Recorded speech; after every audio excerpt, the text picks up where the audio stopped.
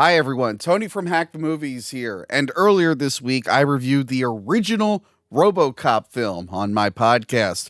If you're new here, please subscribe and check out my podcast. It comes out every Monday, and sometimes we go live on Thursdays. But yes, we reviewed the new movie because, for two reasons, there's a new documentary out called RoboDoc, and I actually did an episode with the creators of that documentary. And there's this new game, RoboCop Rogue City. It's a brand new game set inside the RoboCop universe and featuring the voice acting of Peter Weller, the original RoboCop. And I just have to ask myself one question. Is RoboCop Rogue City just like the movies?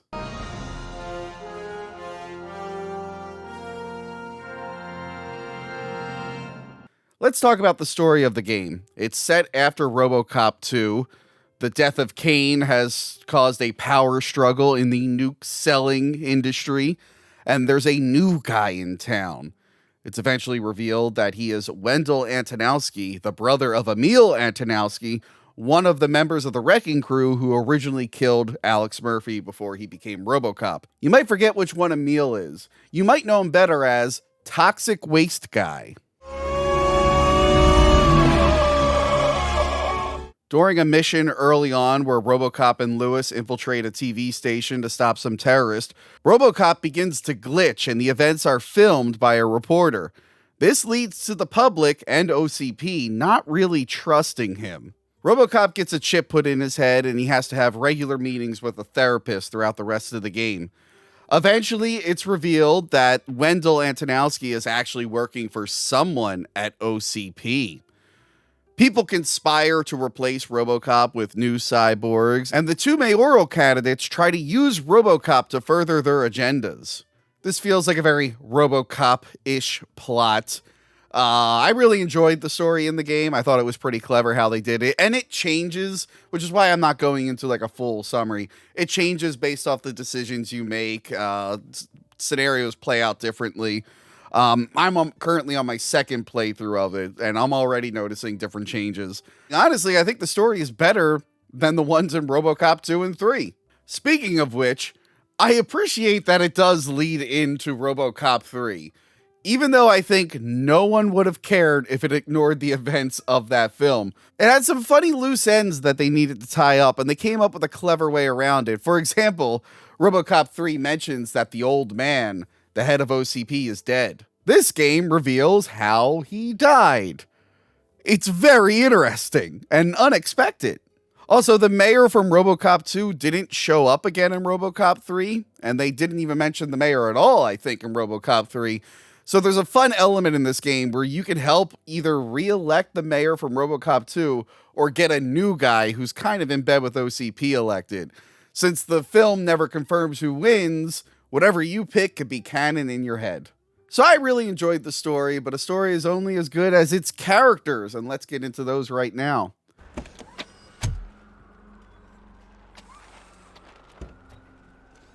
Alex Murphy, Ann Lewis, Sergeant Reed, Casey Wong, the old man, and the mayor from RoboCop 2 all show up in this game, but only Peter Weller came back to voice the character.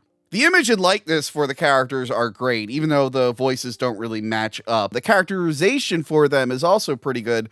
I like that Ann Lewis kind of gets shot and is put in a hospital bed, because it's very similar to the deleted ending of RoboCop, which would have ended with her in a hospital bed and like one final news segment. So I thought that was a funny nod to that deleted scene. Bitches, come! It's time to celebrate. There are plenty of new characters in this game to interact with RoboCop. We have an OCP higher-up called Max Becker, an engineer named Morgan, a psychologist named Olivia. There's also a cop informant named Pickles. And my favorite thing about him is hearing Peter Wellers say the word pickles. Pickles. There's a rookie cop named Ulysses Washington, which you can either be nice to or be a total dick to because he's kind of an OCP plant. So yeah, I was nice to him in my playthrough, except for one mission. So I don't know how his characterization is if you're really mean to him, but I thought he was an interesting character. There's the reporter Samantha Ortiz, who's the one who films RoboCop have his glitch, but she's on her own mission to stop OCP. And then, of course, there's a bunch of gang members, a bunch of just random dudes. I didn't really care to remember a lot of them. There's a lot of characters in this game, but those are the really important ones that I mentioned. Overall, I think the characters are pretty good. The ones that exist feel like they do in the movies, and the ones that are new feel like they could fit into the RoboCop universe, so I'm totally fine with them. Now let's talk about the look and feel of the game. This game looks right out of the movies. There are some locations lifted directly from the films. The steel mill where Murphy died can be visited, as well as the police station. You can even visit the OCP building and ride that cool elevator. The big conference room still has that box that Dick Jones towels his gun in. Some of the vehicles from the movie show up. You have police cruisers. There's several vans in the game that resemble the one that the Wrecking Crew was driving in the first film. And of course, you get the 6000 SUX. Big is back, because bigger is better. RoboCop looks, talks, and moves exactly how you would expect. His RoboVision is spot on too, and looks like it's lifted right out of the movie. Scan lines and all. They even made him move kind of slow to match how he moves in the films, which I really enjoyed. Eventually you do get a power-up where he can like scoot a little bit faster, but I kind of enjoyed the clunkiness of this. If he was moving too fast, it would have taken me right out of the game. I will say, though, if this is a follow-up to RoboCop 2, it is strange that RoboCop doesn't have his blue tint, and how his area in the police station doesn't really match the one that we saw in that film. Even RoboCop having dreams and flashbacks feel like they're out of the film. As for weapons, he has the classic Auto 9, along with other guns, too. But towards the end of the game, you get to use that badass Cobra assault cannon. The violence is spot on. Heads explode, you can throw people out of windows, and you can shoot dudes in the dick. A lot of people have probably already pointed out little details like film quotes showing up as graffiti or products from the film like the game Nukem being found around town. I love that you can go around town and find radios that play these ridiculous commercials like the ones you got to see in the film. Are we going to be okay? Dad, I'm scared. Snoozers. Sleeping pills for kids. One of the side missions even has you investigating a murder that takes place on the set of one of those commercials. It's a commercial for the sunblock being advertised in RoboCop 2. Spoiler, the sunblock doesn't work as well as that commercial suggested. I actually like that we see Dick Jones' prediction coming true. In the film, he talks about how there will be 2 million workers living on site during the construction of Delta City, and he wants to set it up as a haven for drugs and prostitution. Dick and Clarence didn't live long enough to see that vision, but this game shows that it started to come true. It's not RoboCop unless you have robots fighting.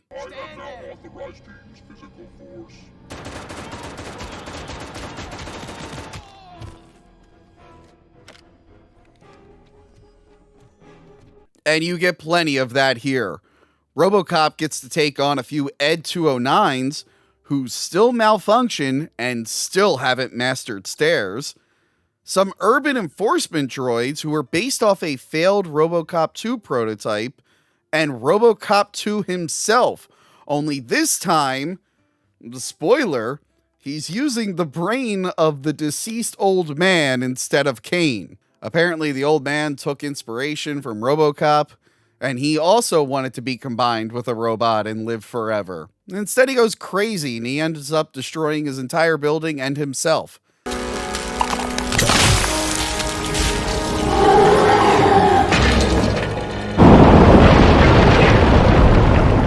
Also, that's why the building looks different in RoboCop 3. Okay, one of my favorite deep cuts in this game, and I'm not biased because I work in a video store, but it's the mission where they go to the video store. Pickles apparently knows a lot about films, and they are looking for a particular film. They find a box for one of them, and Pickles gives RoboCop a bunch of information on the behind the scenes of this film. Kind shepherd? Love that one. You know, that movie could have never happened. The director threw out the script after reading a couple of pages. Thankfully, his wife picked it out of the trash, and after reading it, she forced her husband to give it another look. Everyone deserves a second chance. This whole story is based on the real life story of how Paul Verhoeven almost turned down RoboCop. It's a very deep cut. I think all the other films in that store are also references to Paul Verhoeven. It was a really, really fun mission. But yeah, I really enjoyed that the game not only references the films and deleted scenes, it's also referencing behind the scenes stuff. I thought that was pretty cool.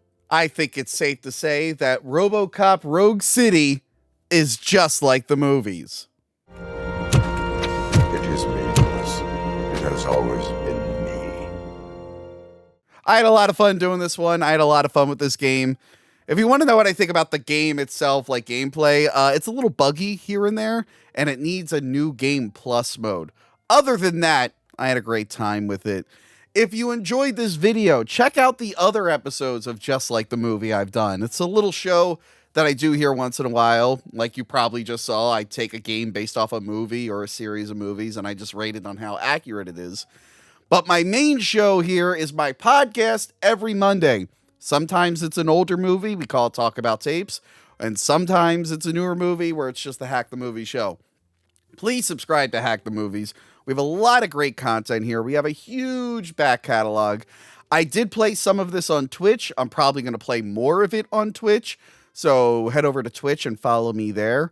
And yeah, hey, if you become a fan of the channel, we got a great Patreon with even more bonus content. So yes, that is it for me. Did you play this game? Do you think it's just like the movies? Let me know. Goodbye. Remember to like, comment, and subscribe. Check out our other videos and Patreon page.